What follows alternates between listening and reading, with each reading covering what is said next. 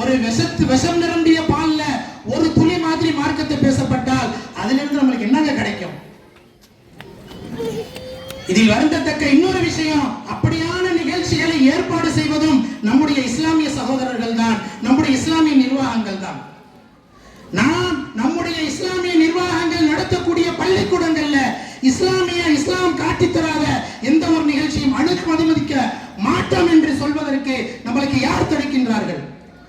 அப்படி நாம் நமக்கு ஒரு கட்டுப்பாடு ஏற்படுத்தி கொண்டால், இல்லை உங்களுக்கு திரைப்பட இசையை நீங்கள் ஓடித்துத்தான் ஆக வேண்டும் என்று நம்ம நிர்பந்திக்கக்கூடியவர்கள் யார்?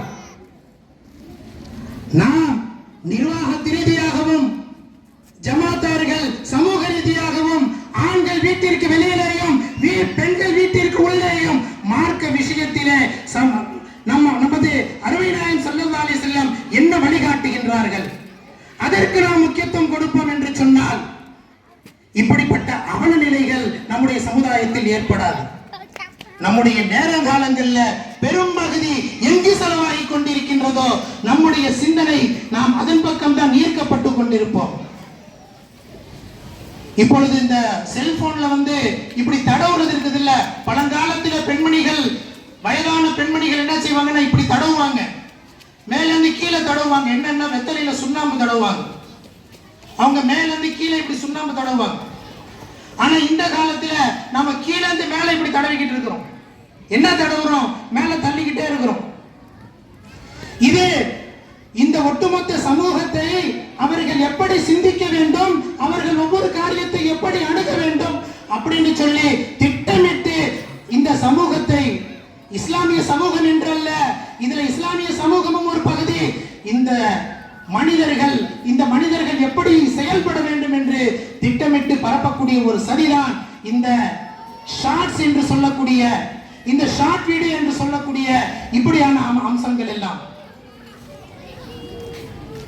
இதுல சைக்காலஜியா சில பேர் சிந்திச்சு இந்த விஷயத்துல என்னவெல்லாம் கெடுதிகள் இருக்கின்றது என்று தெளிவாக சொல்லி இருக்கின்றார்கள். அந்த மாதிரி ஒரு கட்டுரை என்ன செய்யலாம், 1.5 முழத்துக்கு வரும் வாட்ஸ்அப்ல. அந்த 1.5 முழத்துல உள்ள அந்த கட்டுரையில நம்ம ஆரம்பத்துல ஒரு 4 வரியை படிப்போம். அந்த 4 வரியை படிச்ச உடனே நம்மளுக்கே கொஞ்சம் கொட்டாய் வந்துடும். கொட்டாய் வந்தோடனே டக்குன்னு அதை தள்ளி விட்டுட்டு அடுத்த கட்டத்துக்கு போயிடுவோம். நல்ல விஷயத்தை நமக்கு முன் சொல்லப்பட்டால் அதை படித்து தெரிந்து கொள்வது என்பது இருக்கிறது, இது ஒரு நல்ல விஷயம். ஆனால் அந்த விஷயத்தில் நம்முடைய மனது ஈடுபடாது. ஒரு 10 செகண்ட்ல, ஒரு 20 செகண்ட்ல நம் கண்ணால் பார்க்கக்கூடிய அந்த காட்சி, அந்த காட்சியில் வரக்கூடிய கதாபாத்திரங்கள், அதில் இருக்கக்கூடிய அசைவுகள், அதில் அவர்கள் பேசக்கூடிய பேச்சுக்கள், அதில் உள்ள கிண்டல்கள், அதில் உள்ள கேளிக்கை, அதில் நம்முடைய மனது ஈர்க்கப்படுகிறது. இதுல என்ன சைக்காலஜிக்கலான ஒரு விஷயம் இருக்கு தெரியுமா? நீங்க நீண்ட நேரத்துக்கு எந்த ஒரு விஷயத்தையும் உங்களுடைய மனசுல கொண்டு வந்துடக்கூடாது. நீங்க ஒரு லாங் டைம் ப்ராசஸ்ல மன ஓர்மையோடு இந்த சமூகம் ஒரு விஷயத்தில் ஈடுபடக்கூடாது. அப்படி அவர்கள் ஈடுபட்டார்கள் என்று சொன்னால், சரியாக சிந்திக்க ஆரம்பித்து விட்டார்கள் என்று சொன்னால், அதிகார வர்க்கத்தை அசைக்கக்கூடியவர்களா இந்த சமூகம் மாறிவிடும் என்ற சதி திட்டம் தான்.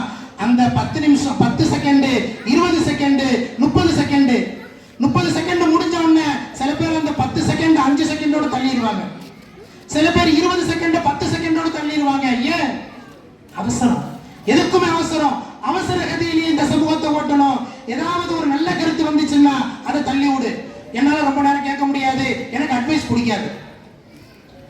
இப்போ உள்ள வாலிப சமூகத்தினுடைய இந்த ஜென்சின்னு சொல்றாங்களே, இந்த சமூகத்தினுடைய ஒரு மிகப்பெரிய ஒரு பின்னடைவு என்று சொன்னால், இவங்களை உட்கார வச்சு கொஞ்சம் நல்ல விஷயங்களை சொன்னாலும் ஒன்னா ஒரு பூமர் மாதிரி பேசுறாரு இவரு, என்ன இவரு உபதேசம் பண்றாரு, என்ன இவரு நம்மளுக்கு நல்லது சொல்லிக்கிட்டு இருக்கிறாரு என்று சொல்லி, நல்லது சொன்னால் அதற்கு காலம் இல்லை என்று சொல்வாங்கல்ல, அது இந்த காலம் தான் போட்டிருக்கு. நல்லதுக்கே காலம் இல்லை.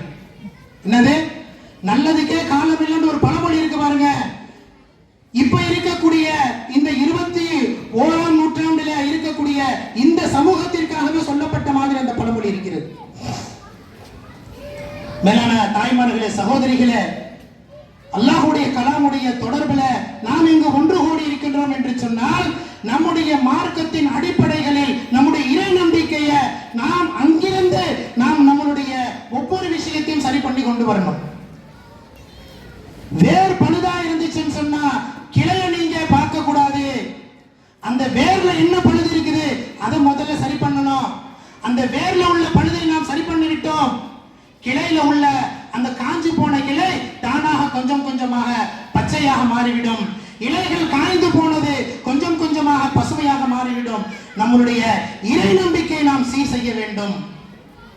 இறை நம்பிக்கை நாம் சீர் செய்து விட்டோம் என்று சொன்னால், நம்மளுடைய அடித்தளத்தை நாம் சீராக்கி விட்டோம் என்று சொன்னால், அல்லாஹ்வோடு உள்ள நம்மளுடைய தொடர்பை நாம் சீராக்கி விட்டோம் என்று சொன்னால், அல்லாஹ்வோடு நம்முடைய மனம் இணைந்து விட்டது என்று சொன்னால், அல்லாஹ்வின் பேரில் நம்முடைய உள்ளம் காதல் வயப்பட்டது என்று சொன்னால், காதலிக்கணும். யார? அல்லாஹ்வை காதலிக்க வேண்டும்.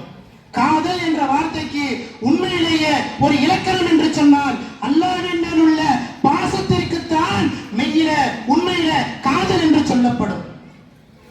எதை அழியாதோ, யார் நம்மை நிரந்தரமாக நல்ல விஷயத்திற்கு நம்மை கொண்டு செல்வானோ அவன் பேர்ல பிரியம் காட்டுறத உண்மை காதல்.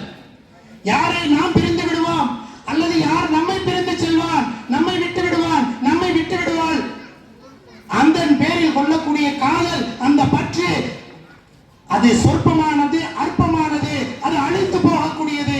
அழிந்து போகக்கூடிய அந்த பிரியம், அழிந்து போகக்கூடிய அந்த காதல் உண்மையான காதல் அல்ல. அல்லாஹ்வின் பேரில நாம் பிரியம் கொண்டு நம்முடைய தொடர்பை அல்லாஹ் அளவில் சீராக்கி கொள்ள வேண்டும் என்று சொன்னால், அந்த வேரை நாம் சரி செய்து கொண்டோம் என்று சொன்னால், இப்பொழுது பாருங்க, அந்த மரத்துல காஞ்சி போன கிளை அது தானாக சரியாயிடும். தொழுகையில கொஞ்சம் கொஞ்சமாக மனசுல ஆசை வந்துடும். பாங்கு சொன்ன உடனேயே தொழுக வேண்டும் என்ற எண்ணம் வந்துவிடும். அந்த தக்பீர் கட்டின பிறகு சலாம் கொடுத்த வரைக்கும் என்ன நடந்துச்சுன்னு ஒன்றும் தெரியறதில்லை. தக்பீர் கட்டினதுல இருந்து உங்களுக்கெல்லாம் அந்த கதை தெரியும்னு நினைக்கிறேன். ஒரு நேரம் ஹசரத் 3 ரக்காத் தொழ வச்சுட்டாரு. ஒரு பள்ளியில இமாம் என்ன செஞ்சாரு, 3 ரக்காத் தொழ வச்சார். எல்லாரும் 3 ரக்காத்ல சலாமும் கொடுத்துட்டாங்க. சலாம் கொடுத்த பிறகு கடுமையான பிரச்சனை நடக்குது. எத்தனை ரக்காத்து தொழுகை நடந்துச்சு? சில பேர் 3ன்னு சொல்றாங்க, சில பேர் 4ன்னு சொல்றாங்க. எல்லாரும் ஒரே கருத்தை சொன்னா அதை கன்ஃபார்ம் பண்ணிக்கலாம். இல்ல இல்லங்க 3 தான், இல்ல இல்லங்க 4 தொழ வச்சுட்டாரு. 3ன்னா மறுபடி தொழுவணும், 4ன்னா சுன்னத்து தொலைக்கு போயிடலாம். என்னத்தான் செய்யறது? யாரும் உறுதியா சொல்ல மாட்டாங்க. எனக்கு 3 மாதிரி தெரியுது, எனக்கு 4 மாதிரி தெரியுது. ஆனா ஒருத்தவர் சொன்னாரு, நான் அடிச்சு சொல்றேன் 4 ரக்காத்தான் 3 ரக்காத்தான் ஹஜ்ரத் தொழ வச்சாரு. என்ன சொன்னாரு? அடிச்சு சொல்ற ஹஜ்ரத் 3 ரக்காத்தான் தொழ வச்சாரு. எப்படிங்க அடிச்சு சொல்றீங்க? நீங்க மட்டும் எப்படி இவ்வளவு கன்ஃபார்மா சொல்றீங்க? இல்ல, எனக்கு 4 கடை இருக்குது. ஹஜ்ரத் தக்பீர் கட்டி முதல் ரக்காத்து தொழு வைக்கும் பொழுது அந்த முதல் கடையுடைய வரவு சொல்ல கணக்க முடிச்சிருவேன். 2வது ரக்காத்துல எந்திரிச்சு 2வது ரக்காத் தொழும் போது 2வது கணக்க முடிச்சிருவேன். 3வது ரக்காத்துல 3வது கணக்க முடிச்சிருவேன். அந்த கடையில என்ன நடந்துச்சு, என்ன போக்குவரத்து எல்லாம். 4வது ரக்காத்துல 4வது கணக்கு என்ன போக்குவரத்து எல்லாம் நடந்துச்சு. இன்னைக்கு காலையில சாயந்தரம் வரைக்கும் என்ன விவகாரம் எல்லாத்தையும் 4வது ரக்காத்து சலாம் கொடுத்த உடனே 4 கடை பத்திய வரவு செலவு கணக்குல இருந்து, நடத்த நிகழ்வுகள்ல இருந்து, தொழிலாளர் பிரச்சனை இருந்து எல்லாம் சால்வ் ஆயிடும். அல்ஹம்துலில்லாஹ் நான் சலாம் கொடுத்துட்டு சுன்னத்துக்கு போயிடுவேன். ஆனா இன்னைக்கு எனக்கு ஒரு கடை கணக்கு பாக்கி இருக்குது. 3 கடை கணக்கு தான் முடிஞ்சிருக்குது. ஒரு கடையுடைய கணக்கு இன்னும் வரல. எப்படி இது உண்மையாக நடந்துச்சோ இல்லையே தெரியாது. நாம் சிந்திப்பதற்காக சொல்லப்பட்ட ஒரு ஊமையான ஒரு கற்பனை சம்பவமாக கூட இது இருக்கலாம். சொல்ல போனா நம்முடைய தொழுகையுடைய நிலையம் இப்படித்தான் இருக்கிறது. தக்பீர் கட்டின உடனேயே சுப்ஹானல்லாஹ் சுப்ஹானக்கல்லாஹும்ம வ பிஹம்திக நம்ம ஓதி தொழுகை ஆரம்பிச்சிருவோம். தொழுது முடிச்சிட்டு அதுக்கப்புறம் அல்ஹம்துலில்லாஹ் அல்ஹம்து சூரா ஓதி இருப்போம், தொன சூரா ஓதி இருப்போம். 2வது ரக்காத்துல அல்ஹம்து சூரா தொன சூரா, 3வது ரக்காத்துல அல்ஹம்து சூரா தொன சூரா. இத நான் சும்மா சொல்ல, ஆதாரத்தோட தான் சொல்றேன். ஒரு நேரம் ஜும்மா தொழுகை முடிஞ்சிருச்சு. ஜும்மா தொழுதுட்டு போய் உட்கார்ந்து சாப்பிட்டுக்கிட்டு இருக்கிறோம். அப்போ ஒரு பெருந்தகை ரஹ்மத்துல்லாஹி அவங்க இறந்து போயிட்டாங்க. அவங்க கேட்டாங்க, ஜும்மாவுல முதல் ரக்காத்துல இமாம் என்ன ஓதுனாங்க? எல்லாத்துக்கும் தெரிஞ்ச சூரா தான் அது. அப்ப அவங்க கேக்குறாங்க, அவங்க குடும்பத்துல உள்ள மற்ற சாப்பிட்டுக்கிட்டு இருந்த ஆம்பளைங்கள்ட்ட முதல் சூறாவுல ஹஜ்ரத் என்ன ஓதுனாங்க? அந்த உள்ளூர்ல வந்திருந்த விருந்தாளி கேக்குறாங்க. அப்ப உள்ளூர்ல இருந்த அந்த வீட்டுக்காரங்களுக்கு ஒண்ணுமே தெரியல. சரி, இரண்டாவது ரக்காத்துல ஹஜ்ரத் என்ன சூரா ஓதுனாங்க? பெரும்பாலும் ஜும்மாக்கள்ல இமாம்கள் ஓதக்கூடியது எல்லா தொழுகையாளிகளுக்கும் தெரியும். முதல் ரக்காத்துல சப்பீஹ் இஸ்ம ரப்பிக்கல் ஆலா ஓதுனாங்க. இரண்டாவது ரக்காத்துல ஹல்லத்தாக்க ஹதீஸுல் வாஷியாவுல இருந்து அஃபலா யன்துருனால இருந்து ஓதுனாங்க. அல்லது சூரத்துல் ஜும்ஆவுடைய அந்த யா அய்யுஹல்லதீன ஆமனு இதா நூதிய லிஸ்ஸலா இரண்டாவது ரக்காத்துல அதே மாதிரி ஒரு இப்படி பெரும்பாலும் அதுதான் ஓதப்படும். அது சுன்னத்தான கிராத்துங்கிறது தான், அதுதான் ஓதுவாங்க. ஆனா அது கூட தெரியல. அப்ப அவங்க சொன்னாங்க, நீங்க ஜும்மா தொழுதுட்டீங்க, முதல் ரக்காத்துல இமாம் ஓதினார், தக்பீர் கட்டி பின்னாடி நின்று காதுல கேட்டீங்க, இப்ப கேட்டா உங்களுக்கு யாருக்கும் தெரியல. இரண்டாவது ரக்காத்துல இமாம் ஓதினார், காது கொடுத்து கேட்டீங்க, இப்போ உங்களுக்கு ஒண்ணும் தெரியல. நம்மளுடைய தொழுகையை முடிச்சிட்டு கொஞ்ச நேரம் நம்ம உட்கார்ந்து ஒரு 10 நிமிஷம் கழிச்சு முதல் ரக்காத்துல நான் என்ன ஓதுனேன்?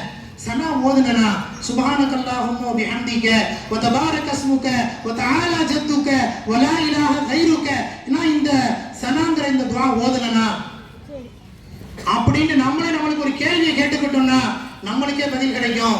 ஓதுனா இல்லையான்னு தெரியல, ஓதி இருப்பேன். அல்ஹம்து சூரா ஓதுனா ஓதுன மாதிரி தான் நம்மளுக்கு தெரியும். அதன் பக்கம் கவனமே இருந்திருக்காது. முதல் ரக்காத்துல என்ன சூரா, இரண்டாவது ரக்காத்துல என்ன சூரா. நம்மளுடைய பெரும்பாலானவர்களுடைய தொழுகை இந்த மாதிரி கவனக்குறைவில் போகிறது என்று சொன்னால் என்ன காரணம்? மனதில் அல்லாஹ்வுடைய சிந்தனை இல்லை என்று சொன்னால், மனதிலே குப்பைகளை நாம் நிறைத்து வைத்திருந்தோம் என்று சொன்னால், இந்த குப்பங்கவும் ஞாபகம் வருது. நம்ம வீட்ல இருக்குது, அந்த வீடுகள்ல நம்ம என்ன செஞ்சிருப்போம், தினைக்கும் கூட்டக்கூடிய பழக்கம் உள்ள வீடுகள், அல்லது ஒரு 2 நாளைக்கு ஒரு முறை கூட்டுறாங்க. ஆக என்னமோ ஒருத்தவங்க ஒரு வீட்டுக்கு போறாங்க, வீட்டுக்குள்ள போன உடனே பார்த்தா ஒரே மண்ணு தூசி புழுதியா இருக்குது, வாசல்லயே அப்படி இருக்குது. வீட்டுக்குள்ள போனா செருப்பை கழட்டி காலை வைக்க முடியல, கால்ல நரண்டு மண்ணு மிதிப்படுது. அந்த பக்கம் ரூம்ல போனா தூசி இருக்குது, அங்கங்க முடி பறக்குது, தலை சீவிட்டு கீழே விழுந்த முடி அல்லது தலையில இருந்து உதிர்ந்து விழுந்த முடிகள் அங்கங்க இருக்குது. இந்த மாதிரி ஒரு வீடு இருந்துச்சுன்னு சொன்னா அந்த வீடு எப்படிப்பட்ட வீடு? என்ன 1ஆம் நம்பர் தரித்திரியம் பிடிச்ச வீடா இருக்குது. வீடை இவங்க கூட்டவே மாட்டாங்க போல இருக்குது. தூசிய இதே மாதிரி விட்டுருவாங்க போல இருக்குது. இந்த வீட்டுல அல்லாஹ்வுடைய பரக்கத்து எப்படி வரும்? சொல்லவும் மாட்டோமா? நம்மளுடைய மனசுலயும் அந்த சிந்தனை இருக்குது. சுத்தம் சோறு போடும் ஆண்டு தமிழ்ல பழமொழி சொல்லி வச்சிருக்கிறாங்க. அது நம்மளுக்கு தெரியுமா இல்லையோ, சுத்தமாக இருப்பது இது பரக்கத்திற்கு வழிவகுக்கும் என்று சொல்லி நாம் தினைக்கு என்ன செய்வோம்? நம்மளுடைய அறைகளை கூட்டுறோம், நம்முடைய வீடுகளை கூட்டுறோம், நம்முடைய வாசலை கூட்டுறோம். எந்த அளவுக்குன்னா, இப்போ நடக்குதோ இல்லையோ, நான் சின்ன பிள்ளையா இருக்கிறப்ப பார்த்திருக்கிறேன். ஒவ்வொரு வீட்டினுடைய வாசல்லையும் அந்த வயதான அந்த மூதாட்டிகள் என்ன செய்வாங்க, வீட்டுக்கு வெளியில தெருவெல்லாம் கூட்டி விடுவாங்க. இப்ப தெருவை கூட்டக்கூடிய அந்த காட்சிகள் எல்லாம் இல்ல, வாசல கூட கூட்டக்கூடிய அந்த காட்சிகள் எல்லாம் பார்க்க முடியல. சுத்தம் என்பதுல நாம ரொம்ப பின்தங்கி போயிட்டோம். இப்படி குப்பை இருந்துச்சுன்னு சொன்னா நாம் அருவருப்பாக கருதுவோம். குப்பை அது பரக்கத்து இல்ல, குப்பை இல்லாம சுத்தமா இருந்துச்சுன்னா அதுதான் பரக்கத்து, அதுதான் ரஹமத்து என்று நம்ம எல்லாம் விளங்கி வச்சிருக்கோமா இல்லையா? அப்படி இருக்கும் பொழுது நம்முடைய மனசுல நாம் என்னத்தை வச்சிருக்கிறோம்? நம்முடைய மனசுல அதனுடைய முழு பகுதியில நாம் எதை வைத்திருக்கின்றோம்? குப்பையை வைத்திருக்கின்றோமா, அல்லது அந்த மனதில நாம் தூய்மையை வைத்திருக்கின்றோமா? இந்த இடம் கிளீனா இருக்குது அப்படின்னு எந்த இடத்தை நம்ம சொல்லுவோம் தெரியுமா? இப்பதான் அந்த வீட்டு வேலை முடிஞ்சு இன்னும் சாமான கூட ஏத்தல, டைல்ஸ் வேலைலாம் போட்டு அந்த ரூம்ல இன்னும் கட்டளை கூட போய் சேர்க்கல, பீரோவை கூட போய் சேர்க்கல, எல்லாம் அப்படியே கிளீனா இருக்குதுன்னா ஒன்றுமே இல்லாத அந்த அறை, ஒன்றுமே இல்லாத, புழுதிபடியாத, மாசுபடியாத, ஒட்டடை இல்லாத அந்த அறைக்கு, அந்த வீட்டுக்கு தான் 100க்கு 100 சுத்தமான வீடு என்று சொல்லப்படும். இப்பதான் பெயிண்டிங் பண்ணிருக்காங்க, இப்பதான் தரவேலை நடந்திருக்குது, ஒரு சின்ன தூசி இல்ல, ஒரு சின்ன ஒட்டடை இல்ல. அப்படி நம்முடைய மனசுல எதுவும் இல்லாத, அதுல ஒண்ணு இருக்க கூடாது. என்ன இருக்க கூடாது? காசு பணத்தினுடைய ஆசை இருக்க கூடாது, உலகத்தினுடைய மோகம் இருக்க கூடாது, பட்டம் பதவி பேர் புகழ் கிடைக்க வேண்டும் என்ற சிந்தனை இருக்க கூடாது. அப்படி ஒண்ணுமே இல்லாம அது காலியாக இருந்தது என்று சொன்னால் அந்த வெற்றிடமாக நம்முடைய உள்ளத்தை நாம் ஆக்கி வச்சுக்கிட்டோம் சொன்னா அந்த வெற்றிடத்தில் தான் அல்லாஹ்வுடைய சிந்தனை வருவதற்கு வாய்ப்பு இருக்கின்றது. அல்லாஹ்வுடைய குடியாக, அல்லாஹ்வுடைய இல்லமாக அந்த உள்ளம் தான் ஆக முடியும். ஆமா, நம்முடைய உள்ளத்துல நாம் என்னெல்லாம் வச்சிருக்கிறோம், எவ்வளவெல்லாம் குப்பைகளை சேர்த்து வைத்திருக்கின்றோம். நான் சொன்னது சில நல்ல விஷயங்கள் என்று நாம பொதுவாக எல்லாருடைய உள்ளத்தில் அந்த விஷயத்தை சொன்ன, இன்னும் சில பேரு சொல்ல முடியாத அருவருப்பான பல ஆசைகளை மனதில் வைத்திருக்கின்றார்கள். பாவமான பல காரியங்களை செய்ய வேண்டும் என்ற எண்ணத்தில் மனதில் வைத்திருக்கின்றார்கள். நான் இதை செய்யணும் அப்படின்னு சொல்லிட்டு தீய எண்ணங்களை உள்ளத்தில் வைத்திருக்கின்றார்கள் என்று சொன்னால் அந்த உள்ளம்லாம் அது உள்ளமே இல்லை, அது மலக்கூடத்திற்கு சமமானது. அந்த உள்ளத்தோடு கொண்டு வந்து நீங்க உடம்ப தொழுகையில நிறுத்தினா இந்த உடம்புங்கிறது இருக்குது இல்லைங்க, இது ஒரு வாகனத்தை போல. இந்த வாகனத்தை இயக்குறதுக்கு, அந்த வாகனத்தை இயக்க வேண்டும் என்று சொன்னால் அதற்கு ஒரு உயிரோட்டம் வேண்டும், அதை இயக்குவதற்கு ஒரு சக்தி வேண்டும். அந்த இயக்கக்கூடிய சக்தி இந்த உள்ளம். அந்த உள்ளத்தை நாம் இவ்வளவு அழுக்காக வைத்துக் கொண்டு நான் தொழுகையில வந்து நின்றோன்னு எனக்கு அல்லாஹ்வுடைய சிந்தனை வந்துடணும், நாம் எப்படி எதிர்பார்க்க முடியும்? உள்ள முழுக்க நாம் அழுக்கை வைத்துக் கொண்டு தொழுகையில் அல்லாஹ்வுடைய சிந்தனை எப்படி எதிர்பார்க்க முடியும்? நாம் உள்ளத்தில் அழுக்கை வைத்துக் கொண்டு என்கிட்ட வர்றவங்களாம் என்கிட்ட கரெக்டா பேசணும், ஆனா நான் மட்டும் என் உள்ளத்தில் அழுக்க வச்சுக்குவேன், நான் மட்டும் அடுத்தவங்கள்ட்ட தப்பா பேசுவேன். இல்லை, ஒரு மூமின் இன்னொரு மூமினுக்கு கண்ணாடி. அருமைநாயகம் ரசூலுல்லாஹி ஸல்லல்லாஹு அலைஹி வஸல்லம் சொல்லி இருக்கிறாங்க, நாம் நம்முடைய கண்ணாடிய கரெக்டா வச்சுக்கிட்டோம். எந்த கண்ணாடியில நம்ம முகம் பார்ப்போம் சொல்லுங்க? ஒரு கண்ணாடி நல்லா தேஞ்சு போச்சு, அதுல ஃபுல்லா புழுதி படிஞ்சு போச்சு, அதுக்கு முன்னாடி எதை வச்சாலும் அது உள்ள ஒண்ணுமே தெரிய மாட்டேங்குது அப்படின்னு சொன்னா அந்த கண்ணாடிக்கு போய் நின்று நாம தலை செய்வோமா, முகத்துல பவுடர் அடிப்போமா, அல்லது நம்மளுடைய துணிகளை அதுக்கு முன்னாடி நின்று அதை சரி பண்ணிக்குவோமா? ஒண்ணுமே செய்ய மாட்டோம். அந்த கண்ணாடி அப்படியே ஓரமா ஒதுக்கி வச்சிருவோம். இல்லைன்னா அந்த கண்ணாடிய ஒரு துணி எடுத்து தொடப்போம், நல்லா தொடச்சு அது பளிச்சுட்டு சுத்தமாயிடுச்சுன்னா இப்போ அந்த கண்ணாடிக்கு முன்னாடி நான் போய் நின்று இப்பொழுது அதுக்கு தலை செய்வதோ, முகத்தை பார்க்கிறதோ, அதுக்கு மேக்கப் பண்ணிக்கிறதோ அதெல்லாம் சுத்தமான கண்ணாடிக்கு முன்னாடி நடக்கும். அருமைநாயகம் ஸல்லல்லாஹு அலைஹி வஸல்லம் சொல்றாங்க, ஒரு மூமின் இன்னொரு மூமினுக்கு கண்ணாடி. இஸ்லாமிய சமூகம் இப்படித்தான் இருக்க வேண்டும். நீங்க உங்களுடைய உள்ளத்தை சரி செய்து கொள்ளுங்கள். அந்த கண்ணாடியில அடுத்தால் தன்னை பார்த்துக் கொள்வார். ஆகா, இவர் நல்ல ஆளா இருக்கிறாரு, இவர் நல்ல பேச்சு பேசுறாரு, இவர் பேசுறத பார்த்தாலே இவருடைய உள்ளத்துல எந்த கெட்ட எண்ணமும் இல்ல, நம்மளை கெடுக்கணும்னு பேசல, நம்ம கெட்டு போகணுங்கிறது இவருடைய ஆசை இல்ல, நாம நல்லா இருக்கணும்னு நினைக்கிறாரு. ஆனா நாம இந்த மாதிரி தப்பான எண்ணத்தோட இவர்கிட்ட வந்துட்டோமே, இவரை கெடுக்கணும் நாம நினைச்சோமே. இதுதான் சமூகத்தில் இருக்கக்கூடிய குறை. நாம் ஒருவரை பார்த்து அவர் தப்பானவர் என்று ஒரு விரலை சுட்டி காட்டினால் நம்மை நோக்கி மற்ற 3 விரல்கள் நம்மை நோக்கி நீண்டு கொண்டிருக்கிறது. நீ மட்டும் என்ன யோக்கியனா? மேலானவர்களே, நம்முடைய சீர்திருத்தத்தை ஒவ்வொருவரும் அடுத்தவர்களிடம் பார்த்து கொண்டிருக்கின்றோம். அவன் நல்லா இருக்கணும், இவன் நல்லா இருக்கணும், அவர் சரியாகட்டும், இவர் சரியாகட்டும். இல்லை, அந்த சீர்திருத்தத்தை, அந்த பக்குவத்தை, அந்த பேணுதலை, அந்த நலவை நாம் நம்மிலே கொண்டு வர வேண்டும். நான் சரியாக இருப்பேன். இதுதான் நம்ம மார்க்கம் கற்றுக் கொடுக்குது. சந்தர்ப்பவாதியாக இருப்பதை நமது மார்க்கம் கற்றுக் கொடுக்கவில்லை. லா தகூனு இம்மா, அருமைநாயகம் ஸல்லல்லாஹு அலைஹி வஸல்லம் சொன்னாங்க, நீங்க சந்தர்ப்பவாதியாக இருக்காதீங்க, நீங்க நிறம் மாறக்கூடிய என்னமோ ஒன்று சொல்லுவாங்க, அதுக்கு என்ன பேரு, பச்சோந்தி போன்று நீங்கள் இருக்காதீர்கள். கிட்டத்தட்ட அதெல்லாம் கருத்து சொல்லிட்டு ரசூலுல்லாஹ் விளக்கம் கொடுக்குறாங்க.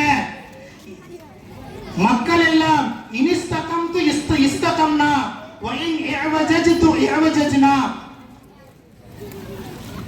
நம்மோடு நடந்து கொள்றவங்க கரெக்டா நடந்துக்கிட்டாங்கன்னா நாமளும் அவங்கள்ட்ட கரெக்டா நடந்துக்குவோம். அவங்க எங்களோட தப்பா நடந்துக்கிட்டா நாங்களும் அவங்களோட தப்பா நடந்துக்குவோம். இதுதான் சந்தர்ப்பவாதம். எப்படி இருக்கணும் ஒரு மூமின்? அவர் என்னிடம் சரியாக நடந்து கொண்டால் நானும் அவரிடம் சரியாக நடந்து கொள்ள வேண்டும். அவர் என்னோடு தப்பாக நடந்து கொண்டாலும் நான் அவரோடு சரியாக நடந்து கொள்ள வேண்டும்.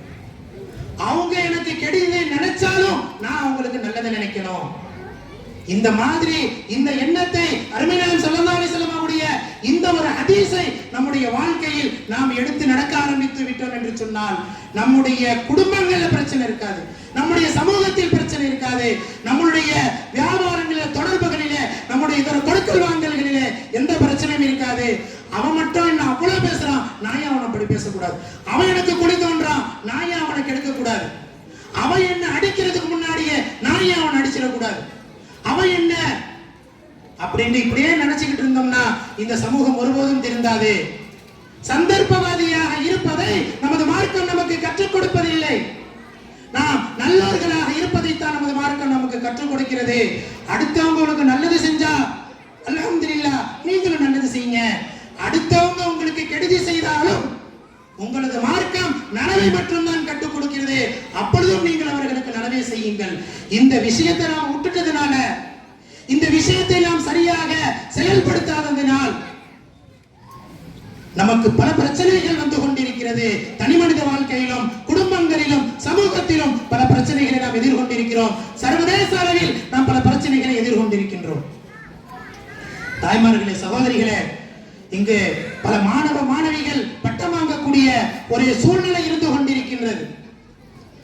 ஆசிரியர் பெருந்தகைகள் அவர்களை பல முயற்சிகளோடு பல உழைப்புகளில் அவர்களை இந்த நிலைக்கு கொண்டு வந்திருக்கின்றார்கள். இவர்களுடைய மார்க்க விஷயத்தில் ஏதோ ஒரு ரீதியில அல்லாஹ் நம்மையும் பங்கு பெற செய்தான், ஏதோ ஒரு ரீதியில் அல்லாஹ் நம்மை பயன்படுத்திக் கொண்டான் என்று நாம் நன்றி செலுத்த வேண்டிய, அதை ஞாபகப்படுத்தக்கூடிய ஒரு சபையாகத்தான் இந்த சபை இருந்து கொண்டிருக்கிறது. அந்த நன்றியை நாம் செயலில் காட்ட வேண்டும். அந்த செயலில் காட்டுவதற்கு என்ன வழி? இந்த இஸ்லாமிய மார்க்கத்தை, இதனுடைய கடமைகளை, இதனுடைய வழிமுறைகளை நாம் நம்முடைய செயலில் கொண்டு வர வேண்டும். வெறுமனே வாய்ப்பேச்சு இருக்கிறது, ஏட்டு சுரக்கா கறிக்கு உதவாது என்று தமிழ்ல சொல்லுவாங்க. வெறுமனே ஏட்டு படிப்பை வைத்துக் கொண்டு யாராலும் எதையும் சாதித்து விட முடியாது. அனுபவத்தில் வர வேண்டும், செயலில் வர வேண்டும். அனுபவத்திலும் செயலிலும் எது வருகிறதோ அதனால் தான் பிரயோஜனம் இருக்கிறது. அதனால இங்கு பட்டம் பெறக்கூடிய மாணவ மாணவிகளுக்கு சொல்லிக் கொள்வது என்னவென்று சொன்னால், உங்களுடைய வாழ்க்கையில நீங்கள் ஒரு கட்டத்தை அடைந்திருக்கின்றீர்கள். குர்ஆனை மனப்பாடம் செய்யக்கூடிய அல்லது மார்க்கத்தில் சில விஷயங்களை படித்து ஆலிமாவாகக்கூடிய இந்த கட்டத்தில் இதற்கு பிறகுள்ள வாழ்க்கை இருக்கிறது. இதுதான் நாம் படித்த கல்வியை, கற்ற கல்வியை நடைபடுத்துவதற்கான, செயல்படுத்துவதற்கான களத்தில் நாம் விடப்படுகிறோம். இதுவரைக்கும் எல்லாத்தையும் நமது ஆசிரியர்கள் நமக்கு சொல்லிக் கொடுத்து கொண்டிருந்தார்கள். இனி நமக்கு யாரும் சொல்லிக் கொடுக்க மாட்டார்கள். நானே சிந்தித்து செயல்பட வேண்டும். இந்த நிலையில, இந்த சூழ்நிலையில, இந்த பிரச்சனைக்கு என்னன்னா முடிவெடுக்க வேண்டும், என்ன தீர்வு காண வேண்டும், எப்படி நடந்து கொள்ள வேண்டும், நாம் படித்த பாடத்தில் இருந்து அதை நாம் விளக்க வேண்டும், அதை நாம் எடுக்க வேண்டும், நாமும் செயல்பட வேண்டும். நம்முடைய வீட்டில் இருக்கக்கூடிய பெரியோர்களுக்கும் அதை நாம் சொல்ல வேண்டும். இப்படியாக நாம் நம்முடைய மார்க்கத்தில் நாமும் செயல்பட்டு, நம்முடைய மார்க்கம் இருக்கிறது இது சுயநலமாக செயல்படக்கூடிய மார்க்கம் இல்லை. யாம் பெற்ற இன்பம் பெருகவே இவ்வையகம் என்று சொல்வாங்க தமிழ்ல. எனக்கு கிடைச்ச இந்த இன்பம், எனக்கு கிடைச்ச இந்த நல்லது, இது எல்லாருக்கும் கிடைக்கணும். இதுதான் நமது மார்க்கம் கற்றுத்தரக்கூடிய விஷயம். நான் நல்லா இருக்கிறேன், நான் அல்லாஹ்வுக்கு பிடித்தமாக இருக்கிறேன் என்று சொன்னால் இது மட்டும் பத்தாது. நான் நல்ல விஷயத்தை தெரிந்து கொண்டேன் என்றால் இது மட்டும் பத்தாது. அவர்களும் தெரிந்து கொள்ள வேண்டும், என் பக்கத்தில் உள்ளவர்கள் தெரிந்து கொள்ள வேண்டும், என்னுடைய உற்றார் உறவினர்கள் தெரிந்து கொள்ள வேண்டும், என்னுடைய நண்பர்கள் தெரிந்து கொள்ள வேண்டும், என்னுடைய தொடர்பில் உள்ளவர்கள் தெரிந்து கொள்ள வேண்டும். இன்று கூடி பேசக்கூடிய பெரும்பாலான சபைகள்ல நடக்கக்கூடிய பேச்சுகள்ல என்ன விஷயத்தை என்ன சப்ஜெக்ட நாம பேசிக்கிறோம்? அவன் என்ன செஞ்சா, இவன் என்ன செஞ்சா, அவனுக்கு என்ன ஆச்சு, இவனுக்கு என்ன ஆச்சு, அவன் எங்க போனா, இவன் எங்க போனா, அடுத்து யார் பிரதமர் ஆகுவா, அடுத்து யார் முதலமைச்சர் ஆகுவா, ஊர்வலா கழுவுறதுன்னு சொல்லுவாங்க. சுருக்கமா இது என்ன சொல்லுவாங்க? இது எல்லாத்துக்கும் நல்லா தெரிஞ்ச வார்த்தை. நம்மளுடைய சபைகள்ல அது ஆண்கள் கூடி இருக்கிற சபையா இருந்தாலும் சரி, அதுல கொஞ்சம் கம்மி. ஆனா பெண்கள் கூடி இருக்கிற சபை இருக்குது, அதுல சொல்லவே தேவையில்லை, நான் ஸ்டாப்பா போய்கிட்டே இருக்கும். பெண்கள் கூடி இருக்கக்கூடிய இந்த சபையில இந்த விஷயத்தை நாம் சொல்வதற்கு காரணம் என்னவென்று சொன்னால், நம்முடைய சபைகள் இருக்குது, இதை நாம் சரி செய்ய வேண்டும். நம்மெல்லாம் ஒரு வார்த்தையை கேள்விப்பட்டிருக்கோம், கேட்ட உடனே நீங்க எல்லாம் பதில் சொல்வீங்க. ஹதீஸ் அப்படின்னா என்ன தெரியுமா? ஹதீஸ்னா என்ன? ஹதீஸ்னா என்னது? அருமை நாயகம் ரசூலுல்லாஹி ஸல்லல்லாஹு அலைஹி வஸல்லம் அவங்களுடைய பேச்சுக்கு சொல்லும், எல்லாத்துக்கும் தெரியும். குர்ஆன் என்பது எப்படி அல்லாஹ்வுடைய பேச்சோ, அல்லாஹ்வுடைய கலாமோ, அதே மாதிரி ஹதீஸ் என்பது இருக்கிறது, இது அருமை நாயகம் ரசூலுல்லாஹி ஸல்லல்லாஹு அலைஹி வஸல்லம் அவங்களுடைய பேச்சுக்கு சொல்லப்படும். அப்படின்னு இங்க யாராவது தெரியாதவங்க இருப்பாங்களான்னு கேட்டா விரல் விட்டு எண்ணிரலாம். அப்படிலாம் அது கூட இல்லாம தான் இருக்கும். அல்ஹம்துலில்லாஹ் நாம் எல்லாம் ஹதீஸ்னா என்னன்னு தெரிஞ்சு வச்சிருக்கிறோம். ஆனா இந்த பேர் எப்படி வந்துச்சு? இந்த ஹதீஸுக்கு அருமை நாயகம் ஸல்லல்லாஹு அலைஹி வஸல்லம் அவங்க பேசின இந்த பேச்சுக்கு ஹதீஸ்ங்கிற பேர் யார் கொடுத்தா? குர்ஆனுக்கு குர்ஆன்ங்கிற பேர் அல்லாஹ்வே கொடுத்தான். யாரும் வந்து வைக்கல. அல்லாஹ்வே குர்ஆன்ல பல இடங்கள்ல யாசீன் வல் குர்ஆனில் ஹகீம், அல்லாஹ்வே குர்ஆன்ல குர்ஆனுக்கு குர்ஆன் என்று பேர் சொல்லி இருக்கிறான். அவனுடைய பேச்சுக்கு அவனால மட்டும் தான் பேர் வைக்க முடியும், வேற யாராலும் பேர் வைக்க முடியாது. ஆனால் அருமை நாயகம் ஸல்லல்லாஹு அலைஹி வஸல்லம் அன்னவர்கள் நம்முடைய மனித பிறவியில் ஒரு மனிதராக பிறந்து மனிதரில் புனிதராக ஆகி அல்லாஹ்வால் தேர்ந்தெடுக்கப்பட்டு கியாமத் நாள் வரை வரக்கூடிய ஒட்டுமொத்த மக்களின் வழிகாட்டியாக சமுதாயத்திற்கு தன்னை அர்ப்பணித்தவர்களாக அருமை நாயகம் ஸல்லல்லாஹு அலைஹி வஸல்லம் வாழ்ந்து மரணித்து தம்முடைய வாழ்க்கையிலே லட்சோபலட்ச பேச்சுக்கள் நம்மளும் பேசிக்கிட்டு இருக்கிறோம். நம்முடைய பேச்சு அது ஒரு பக்கம் வைங்க.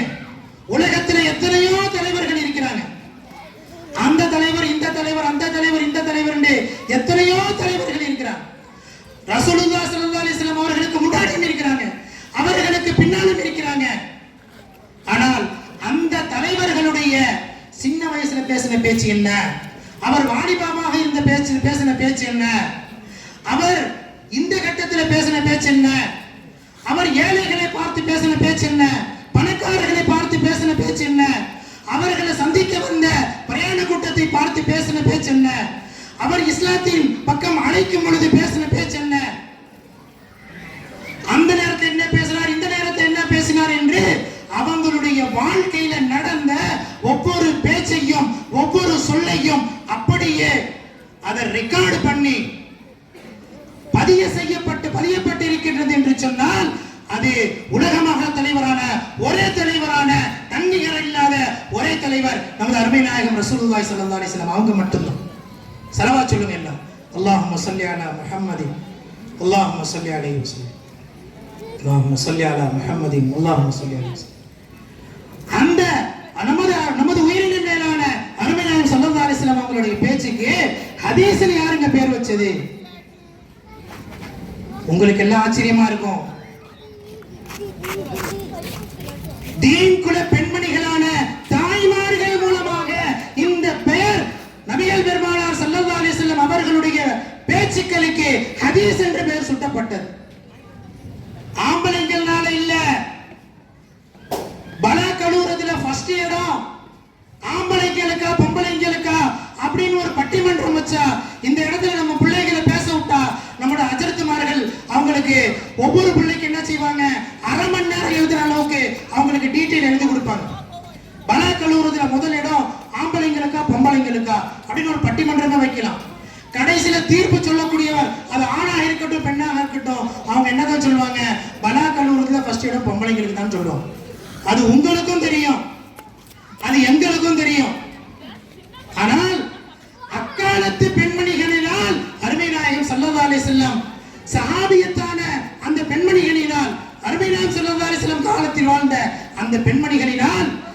ரசூலுல்லாஹ்வுடைய பேச்சுக்கு ஹதீஸ் என்ற வார்த்தை கிடைச்சிருக்குது, பேர் கிடைச்சிருக்கிறது.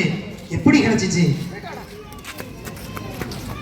சஹாபாக்கள் ஆண்கள் இருக்கிறாங்கல்ல, மஸ்ஜித் நபவிக்கு வருவாங்க, 5 நேர தொழுகைக்கு வர்றாங்க, அல்லது வேற ஏதேனும் சந்தர்ப்பத்துக்கு ரசூலுல்லாஹ்வை சந்திக்க வர்றாங்க. சில பேர் தனியாக வர்றாங்க, சில நேரம் சபைகள்ல பல பேர் கூட்டமாக இருக்கும் பொழுது கலந்து கொள்ளக்கூடிய சூழ்நிலை இருக்குது. இப்படி அருமை நாயகம் ஸல்லல்லாஹு அலைஹி வஸல்லம் அவர்களை சுத்தி தொழுகைக்கு பிறகுள்ள நேரமா இருக்கட்டும் அல்லது வேற ஏதேனும் சந்தர்ப்பமாக இருக்கட்டும், பெரும்பாலும் பக்கத்துல யார் இருக்கிறா? இங்க அப்படி இல்ல, நம்மளோட இந்த சபையில அப்படி இல்ல. நான் இந்த இடத்துல நின்று பேசணும்னா மைக் அப்படியே தூக்கி வச்சுக்கிட்டு பின்னாடி பார்த்து நின்று பேசணும். ஏன்னா தீன் குல மாந்தர்கள் எல்லாம் என்னுடைய முதுகுக்கு பின்னாடி உட்கார்ந்து இருக்கிறாங்க. ஆனால் தீன் குல பெண்மணிகள் எல்லாம் இங்க முன்னாடி உட்கார்ந்து இருக்கிறீங்க. முன்னாடி உட்கார்ந்து இருக்கக்கூடிய சமுதாயம் பின்னாடி போயிடுச்சு. பின்னால் அமர்ந்து சொல்லப்பட்ட விஷயத்தை கவனித்து தம்முடைய செயலில் எடுத்து நடக்க வேண்டிய அப்படிப்பட்ட ஒரு பெருங்கூட்டம் இங்க நமக்கு முன்னாடி கூடி இருக்குது. மார்க்கத்தின் பக்கம், மார்க்கத்தின் விஷயத்தில் பெண்களுக்குள்ள ஆர்வம், தேட்டம் அப்படிங்கிற விஷயத்துல அல்ஹம்துலில்லாஹ் இந்த சபை ஒரு சிறந்த சபை என்று சொல்லலாம். ஆனால் ஒரு முறையான சபையா என்று சொன்னால் இது ஒரு முறையான சபை அல்ல. இந்த முறையான சபை என்று சொன்னால் இங்க ஆண்கள் நிரம்பி உட்கார்ந்து இருக்கணும். அர்ரிஜாலு கவ்வாமூன அலன் நிஸா, ஆண்களை நிர்வகிப்பவர்களாக, பெண்களை அவர்களின் நிர்வாகத்தில் கட்டுப்பட்டு நடப்பவர்களாக அல்லாஹ் தஆலா இப்படியான ஒரு சிஸ்டத்தை ஏற்படுத்தி வச்சிருக்கிறார். ஆனால் அந்த நிர்வாகம் செய்யக்கூடிய கூட்டம் எங்க இருக்குது? பின்னாடி உட்கார்ந்து இருக்குது. அந்த அவர்களுடைய அந்த நிர்வாகம் மாறி போச்சுங்கிறது வேற விஷயம். இப்ப ஆம்பளைங்க சொல்ற பேச்செல்லாம் வீட்டுல ஈடுபடுறதே இல்லை.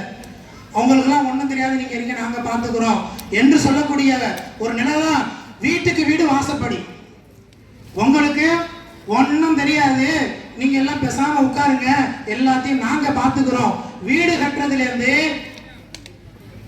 பேரனுக்கு சுண்ணத்துக்கு பண்றதுல இருந்து, கல்யாணத்தில இருந்து மற்ற எல்லா விஷயங்கள்லையும் இறுதி முடிவு நம்முடைய சமூகத்தில் யார் எடுக்கின்றார்கள் என்று பார்த்தால், சில நேரம் பரிசம் போடும் பொழுது பேச்சுவார்த்தை நடக்கும்.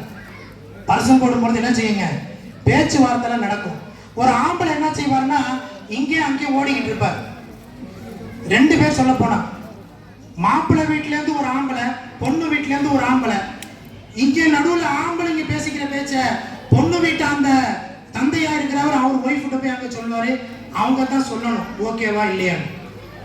மாப்பிள்ளை வீட்டுக்காரு, மாப்பிள்ளைய பெற்ற தந்தை இவர் என்ன தெரியுமா செய்வாரு?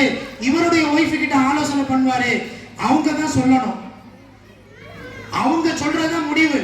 இப்படிதான் நம்முடைய சமூகத்தின் கட்டமைப்பு இருக்கிறது.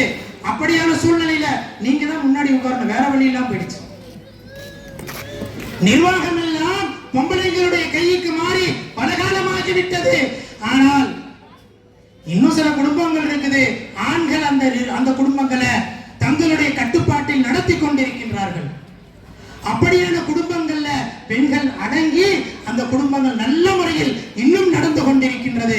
பிரச்சனை இல்லாமல் அங்கு சீராக எல்லாமும் செயல்பட்டு கொண்டிருக்கின்றது. அதுக்காக பொம்பளைங்க எடுக்கிற எல்லா முடிவும் நான் தப்புன்னு சொல்ல வரல. இஸ்லாம் கற்றுக் கொடுக்கக்கூடிய வழிமுறை என்ன? ஆண்கள் இறுதி முடிவு செய்யக்கூடியவங்களா இருக்கணும். ஆக சொல்ல வந்த விஷயம் என்ன தெரியுமா? ஆம்பளைங்க ரசூலுல்லாஹ்வுடைய சபையில கலந்துக்குவாங்க, ரசூலுல்லாஹ் என்ன பேசுறாங்கன்னு கேட்பாங்க. ஒரு பேச்ச பேசும் பொழுது ரசூலுல்லாஹ்வுடைய முகபாவனை எப்படி இருந்துச்சு? இவர் ஒரு கேள்வி கேட்டார், உடனே ரசூலுல்லாஹ்வுடைய முகம் சிவந்து போச்சு. இவங்க ஒரு கேள்வி கேட்டாங்க, ரசூலுல்லாஹ்வுடைய முகத்துல ஒரு சிரிப்பு வந்துச்சு. அவங்க கேட்ட கேள்விக்கு ரசூலுல்லாஹ் இப்படி பதில் சொன்னாங்க, ரசூலுல்லாஹ் இப்படி சொன்னாங்க, இந்த விளக்கம் கொடுத்தாங்க, அந்த விளக்கம் கொடுத்தாங்க. இதுவெல்லாம் ரசூலுல்லாஹ்வுடைய சபையில நேரடியாக இருந்து பாடம் படித்துக் கொள்வதை போல் அந்த பேச்சுக்களை கேட்பவர்கள் ஆண்கள், சஹாபிய ஆண்கள். பொம்பளைங்களுக்கு இந்த வாய்ப்பு கிடைச்சதா? அந்த சந்தர்ப்பத்துக்கு அவங்க சந்தர்ப்பம் கிடைச்சதான்னு கிடைக்கல. கிட்டத்தட்ட இதே மாதிரியான ஒரு சூழ்நிலை தான் ஜும்மாவுடைய பயானம் இருக்குது. இப்ப மைக்கு போட்டு ஊர் ஃபுல்லா நடக்கிறதுனால அல்ஹம்துலில்லாஹ் எல்லா பெண்மணிகளுடைய காதுகள்லையும் இந்த ஜும்மா பயான் கேட்கக்கூடிய ஒரு வாய்ப்பு இருக்குது. அப்பொழுது அந்த ஆண்கள் வீட்டுக்கு போவாங்க, சஹாபாக்கள் ஆண்கள் எல்லாம் வீட்டுக்கு போவாங்க. வீட்டுக்கு போன உடனே ஒவ்வொரு வீட்லயும் நடக்கிற சங்கதி என்ன தெரியுமா?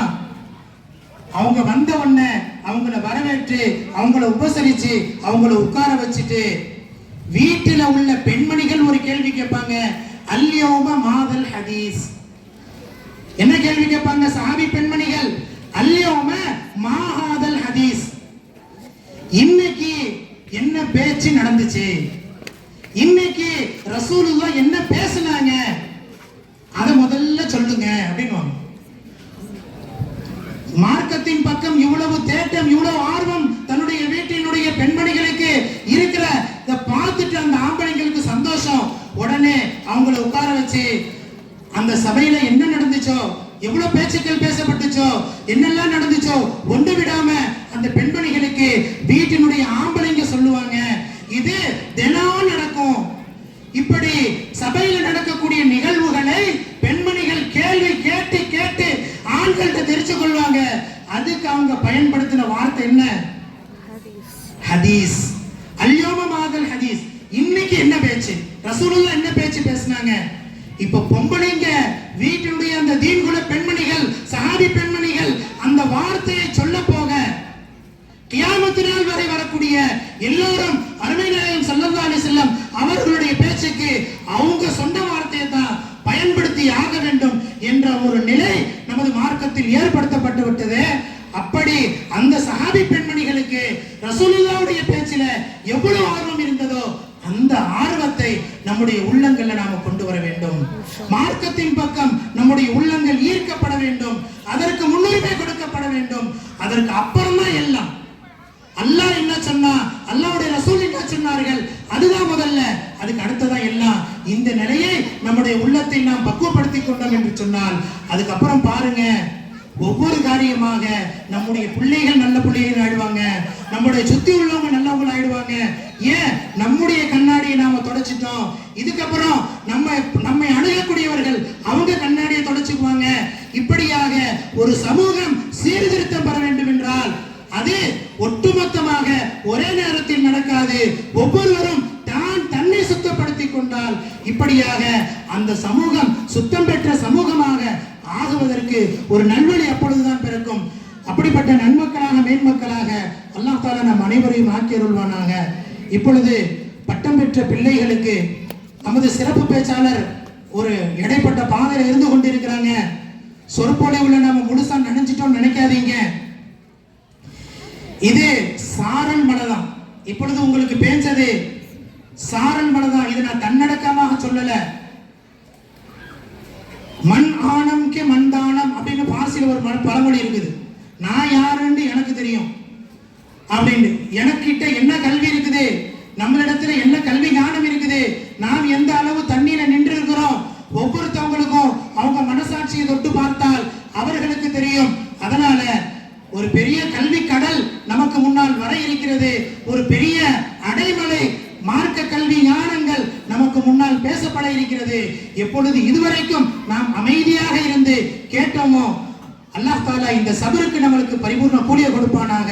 இந்த விளக்கத்தை நாம் விளங்கி அமல்படுத்தக்கூடிய பாக்கியத்தை தருவானாக. அதே போல ஹஜ்ரத் பெருந்தகை அவர்கள் சென்னையிலிருந்து அருந்தியாகம் செய்து அவங்க வரக்கூடிய ட்ரெயின் ரொம்ப தாமதமாக வந்து அடைஞ்சதுனால அவங்க நேரத்துக்கு வர முடியல என்று எவ்வளவு மன உளைச்சலுக்கு ஆளாயிருப்பாங்க. அதனால இந்த சபை கொஞ்சமும் கலையாமல் முழு அமைதியோடு நிதானத்தோடு சபரோடு சகிப்புத்தன்மையோடு அவர்களுடைய பேச்சையும் கேட்டு அமல் செய்யக்கூடிய நன்மக்களாக மேன்மக்களாக அல்லாஹ் நம் அனைவரும் ஆக்கிருள்வானாக. இப்பொழுது பட்டம் பெற்ற பிள்ளைகளுக்கு அவர்களுக்கான சான்றிதழும் பரிசுகளும் வழங்கப்பட இருக்கிறது.